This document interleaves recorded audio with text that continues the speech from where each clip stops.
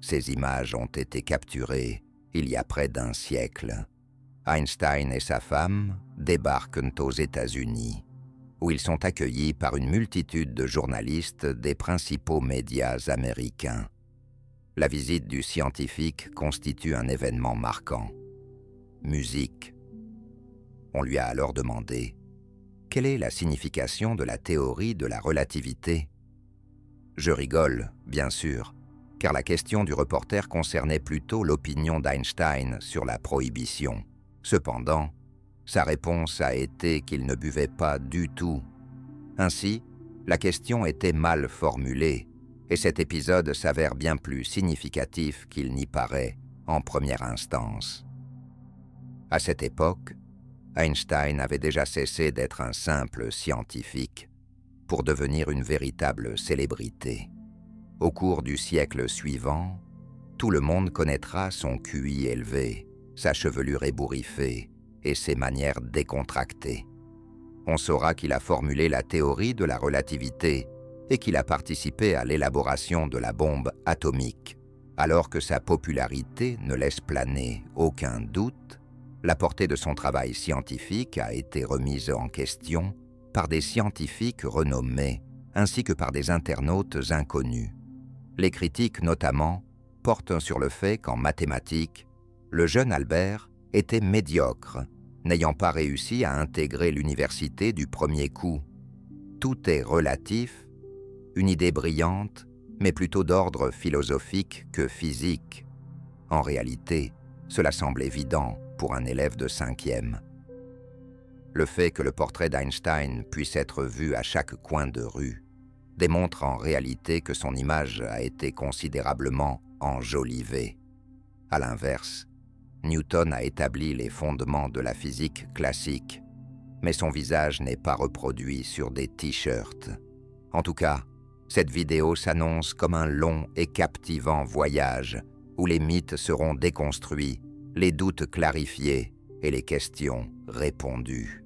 Ce qu'il est possible d'affirmer dès maintenant, c'est qu'Albert Einstein était une personnalité controversée, un scientifique croyant en Dieu, un pacifiste ayant participé à la création de la bombe atomique, un physicien qui privilégiait l'imaginaire aux équations, enfin, un homme qui a osé défier l'univers. Musique. D'accord, signalons un avertissement important. Je ne sais pas ce qui va suivre. Est-ce que la physique s'éloigne de moi, ou est-ce moi qui m'éloigne d'elle? Mais les deux semblent se diriger vers l'infini. Y a-t-il des experts mieux qualifiés pour réaliser une vidéo sur Einstein? Évidemment. Cela me dérange-t-il? Absolument pas. Voici pourquoi. Le principal souci concernant la personnalité d'Einstein, qu'il soit un génie ou non, qu'il ait contribué au progrès de la science ou l'ait freiné, réside dans ce qui suit. C'est un paysage caractéristique du XVIIIe siècle. Ciel, arbres, rivières, magnifique et surtout accessible. Ensuite, il y a cette œuvre de Wassily Kandinsky du début du XXe siècle, incompréhensible. Par conséquent, il est tout aussi difficile de dire « c'est beau » ou « non ». Il y a environ 100 ans, une situation similaire a eu lieu non seulement dans le domaine de l'art, mais aussi en science.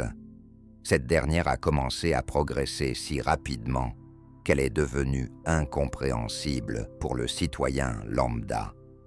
Depuis l'époque de Newton jusqu'à la fin du XIXe siècle, une personne ayant une bonne éducation de base était généralement au fait des avancées en physique, chimie et astronomie moderne. Au début du XXe siècle, la science a commencé à évoluer à un rythme tel qu'il est devenu difficile de juger si Einstein était un génie ou un charlatan bénéficiant d'une surexposition médiatique. Cependant, difficile ne signifie pas impossible, et pas de panique, un doctorat ne sera pas requis. Et bien sûr, la physique ne sera pas le seul sujet abordé. Einstein a été témoin de 2 guerres mondiales, a connu une vie personnelle riche et aurait tout à fait pu être le protagoniste d'une émission de télé-réalité si cela avait été envisageable dans les années 30. Considérons cette vidéo comme un bref guide sur la manière de devenir le scientifique le plus connu de l'histoire de l'humanité. Pour déterminer si Einstein était un génie ou un imposteur, il est crucial de comprendre le fonctionnement de la science, dans un contexte où la conspiration et les théories du complot prospèrent. Il est particulièrement bénéfique d'en avoir connaissance. Tout d'abord, une observation se fait. Un bon exemple est la découverte de la pénicilline. En 1928, le microbiologiste britannique Alexander Fleming remarque quelque chose d'étrange. Dans son laboratoire, des bactéries staphylocoques sont laissées dans des coupelles pour une expérience. Cependant, après quelques jours d'absence du chercheur, les bactéries sont mortes.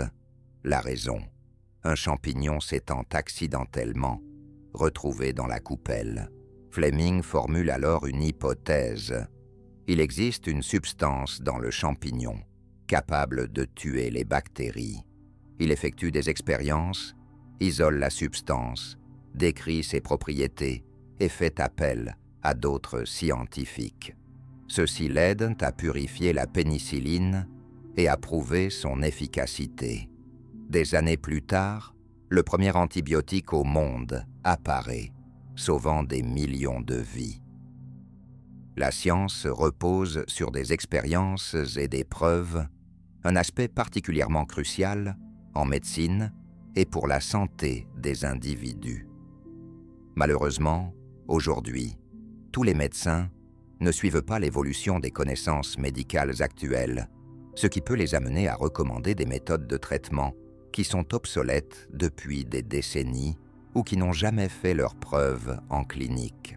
Dans la médecine fondée sur des preuves, les praticiens appliquent des principes de médecine basés sur les preuves. Cela signifie qu'ils prennent des décisions sur la base de connaissances scientifiques modernes. Ainsi, le patient bénéficie uniquement de méthodes de diagnostic, de prévention et de traitement qui ont démontré leur sécurité et leur efficacité. On peut passer des années à traiter des migraines et d'autres douleurs, dépenser une fortune et ne recevoir qu'une réponse indifférente de la part des médecins, ainsi qu'un traitement inefficace. Dans le cadre de la médecine, fondée sur des preuves, il ne vous sera pas prescrit de médicaments coûteux et médiatisés s'ils ne sont pas nécessaires, ni envoyés pour des analyses inutiles. En outre, la première consultation dure en moyenne 40 minutes, au lieu des habituelles 15 minutes dans une clinique. Soyons honnêtes, se rendre chez le médecin est toujours un peu stressant, tant pour les enfants que pour les adultes. Dans une clinique de médecine, fondée sur des preuves, l'ambiance est résolument accueillante pour les enfants. Un toboggan remplace les escaliers et des cadeaux sont offerts pour leur bravoure. Pour les adultes, il n'y a pas de surchaussures obligatoires. Personne ne va vous réprimander ou vous intimider. Et le respect entre médecins et patients est un principe essentiel de la médecine fondée sur des preuves. Je laisserai le lien vers la clinique de médecine fondée sur des preuves, ainsi que celle pour enfants dans la description sous la vidéo. Vous y trouverez également un code promotionnel Loginov qui vous accordera une réduction de 50% sur votre première visite jusqu'à la fin de l'année. Einstein n'est pas né Einstein. Dans sa petite enfance, ses parents n'avaient aucune idée qu'un futur génie se développait au sein de leur famille. Au contraire, le garçon avait des difficultés à apprendre à parler. Inquiets, ses parents ont même consulté un médecin, craignant qu'Albert ne parvienne jamais à maîtriser le langage. La servante qualifiait l'enfant de retardé, et je pense qu'en allemand, cette caractéristique devait paraître encore plus dure. Peu à peu, le garçon a fini par apprendre à parler. bien qu'il ait acquis cette compétence plus tard que ses camarades. Pendant de nombreuses années, avant de s'exprimer à haute voix, il murmurait en silence une phrase à lui-même. Pourtant, ce défaut s'est peut-être mué en super-pouvoir pour Einstein. Tout d'abord, il pensait non pas en mots, mais en images. Une caractéristique qui est devenue la fondation de sa méthode scientifique. Ensuite, Albert se posait dès son enfance des questions inattendues, qui paraissaient évidentes et compréhensibles à tous ceux qui l'entouraient. Les deux parents d'Einstein descendèrent de marchands juifs vivant dans le sud de l'Allemagne. Plusieurs siècles dans cette région les ont amenés à se considérer davantage comme des Allemands que comme des Juifs. Cependant, c'est précisément cette nationalité qui a malheureusement empêché Hermann Einstein, le père d'Albert, d'obtenir un diplôme universitaire. Il a mené une vie dédiée au commerce, sans grand succès, en raison de sa nature douce, ce qui a conduit sa famille à avoir des ressources financières limitées. En revanche, la mère du futur scientifique, Pauline, avait une personnalité volontaire et le talent pour faire des remarques acerbes à ses interlocuteurs, une caractéristique qu'elle a sans aucun doute transmise à son fils et qui lui a valu bien des problèmes à l'âge adulte. Ses parents envisageaient tout d'abord de nommer leur premier-né Abraham, mais ils ont finalement choisi un nom moins lié à la culture juive. Ainsi, en 1879, Albert Einstein est né, un enfant modeste et plutôt introverti. C'est ainsi que ceux qui se rappelaient de son enfance décrivaient le futur génie. Les parents d'Albert étaient des juifs si peu pratiquants qu'ils l'ont d'abord inscrit dans une école catholique simplement parce qu'elle était plus proche de leur domicile. Cela est d'autant plus drôle, étant donné qu'Albert, bien sûr, c'était injuste. Oui, la célèbre formule a été à l'origine de la découverte de la réaction nucléaire en chaîne, qui elle-même est un aspect fondamental de l'armement atomique. Cependant, il est peu probable qu'on doive tenir le fabricant de la meuleuse responsable du fait que quelqu'un a affûté un couteau avec son aide pour commettre un crime. Einstein n'avait aucun lien avec le projet Manhattan, en raison de ses convictions pacifistes, de sa nationalité allemande et des suspicions qui pesaient sur ses éventuels liens avec des communistes. Les services de renseignement américains lui ont donc interdit l'accès au développement secret. Jusqu'à la fin de sa vie, en 1955, Einstein se consacrera à deux grandes préoccupations. La première, d'ordre public, étant d'assurer la paix sur Terre et d'interdire l'utilisation des armes nucléaires. La seconde, consistant à formuler une théorie globale qui relierait la physique classique, la physique quantique et la théorie de la relativité. Il s'est dédié à la réalisation de ses objectifs, même alors qu'il était au bord de la mort, conscient qu'il ne quitterait plus l'hôpital. Il est décédé d'un anévrisme de l'aorte abdominale. Il avait 76 ans. Albert Einstein demeure le scientifique le plus célèbre de l'histoire de l'humanité, et ce, pour de nombreuses raisons. Tout d'abord, son image. Des cheveux en désordre, un costume froissé, une pipe et une certaine désinattention générale, des caractéristiques inoubliables qui marquent les esprits.